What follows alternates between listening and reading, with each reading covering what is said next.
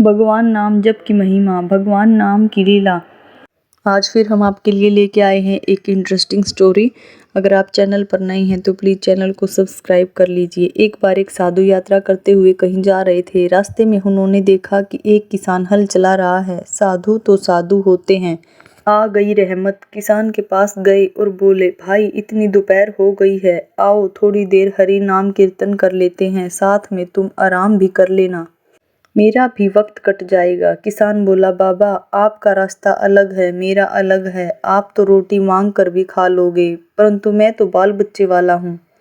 अगर यह हल छोड़कर तुम्हारे साथ कीर्तन करने लगा तो मेरा काम कैसे होगा।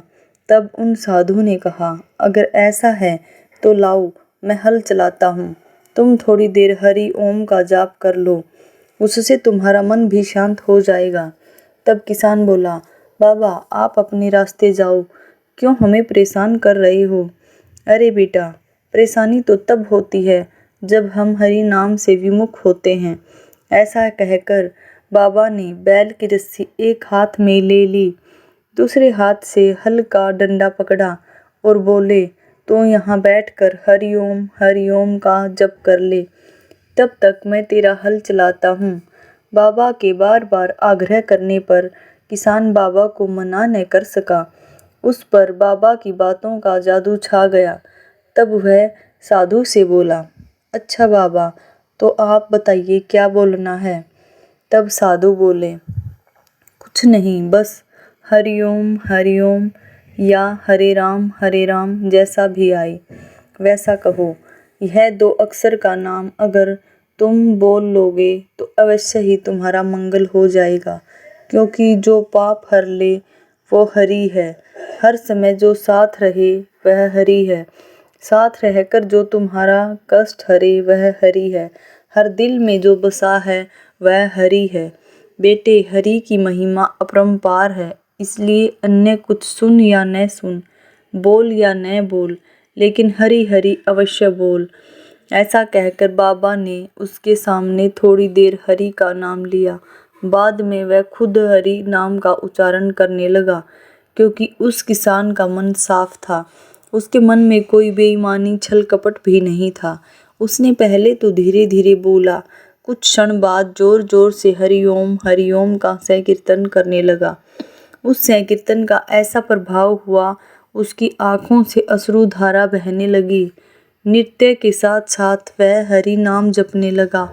उसका मन उस संकीर्तन से इतना पवित्र, पावन, निर्मल हो गया कि उसकी बुद्धि में बुद्धिदाता का अनोखा प्रभाव आ गया। उसने बाबा के हाथ से बैलों की रस्सी ले ली और उनके चरण पकड़कर फूट फूट कर रोने लगा। बाबा बाबा बाबा बोले, क्या है बेटा। परंतु वह किसान बाबा बाबा ही कहता रहा।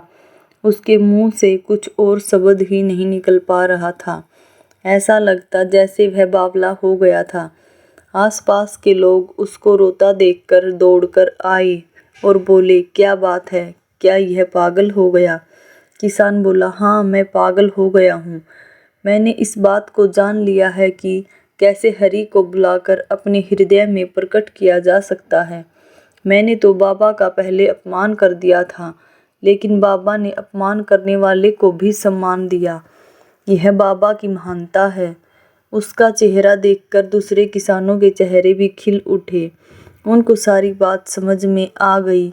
साधु ने कहा, अरे तेरी तरफ देखते क्या हो, आप लोग भी हरि ओम बोलो। बस फिर क्या था, बाबा के ऐसा कहने पर अन्य किसान भी बोलने लगे, हरि ओम हरि ओम। वहाँ जितने भी व्यक्ति खड़े हुए थे सारे हरि नाम का जप करने लगे। ऐसा करते करते सबको ऐसा रंग चढ़ा कि हरि नाम के जाप से आसपास के सारे किसान तो आ ही गए, साथ ही साथ गांव में जो लोग आज तक अतिवृष्टि, अनावृष्टि, झगड़े, मारकाट आदि बातों में रमे रहते थे, वे भी हरि संकीर्तन में आकर मिल गए और वह स्थान हरिपुर ग्राम बन गया। अब उन सारे लोगों ने अपने सारे ऐब और सारी समस्याओं को भूलकर उस परमात्मा के चरणों में खुद को समर्पित कर दिया। तभी तो कहते हैं कि उस परमात्मा के 1000 नामों में से एक नाम हरि है। जो हमारे सारे अवगुण को दूर कर हमें अपनी कृपा रूपी अमृत से भर देता है।